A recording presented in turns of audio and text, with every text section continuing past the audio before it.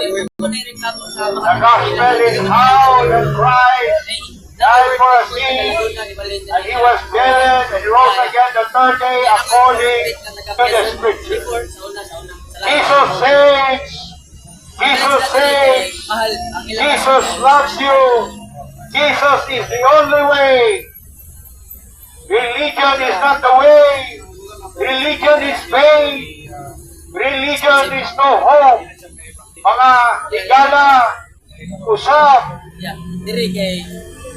The Bible says very clear, choose you this day whom you will serve. You have to choose. Pili ka, asa sa duwa. Sa inferno o sa langit. Below your means pa. Heaven is a real place.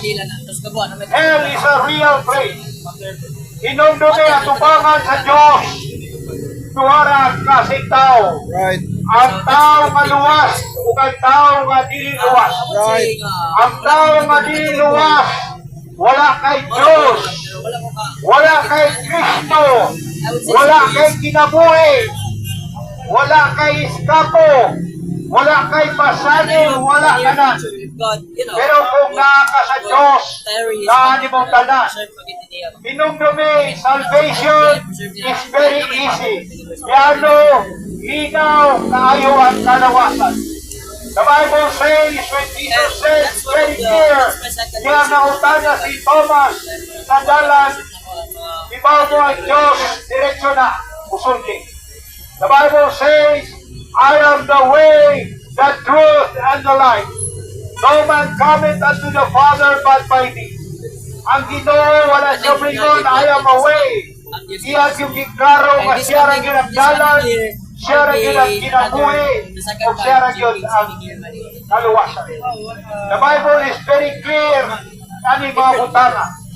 Simple na kayo ang kaluwasan, una masabtan ni mo nga ikaw, makasasala ka tubangan sa Diyos. The Bible says in Romans 3:23, for all have sinned and come short of the glory of God. Ana ka sayon, kasimple ang kaluwasan. Ikaduha, you have to understand na naay kabayaran sa atong sala.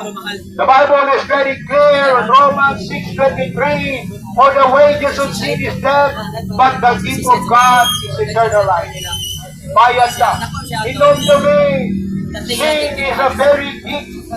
Kanang sala, kuyaw ka na sa Biblia. Ang tao karon yano-yano ang pagpakasala. Kanang pagpapawaka, sako kay nang sala sa Diyos. Ibaw mo ang tubangan sa Diyos kung sa kamutang manilig na mabuhat. Kanang pagpapaka. The Bible says in Titus 1:2, no, in hope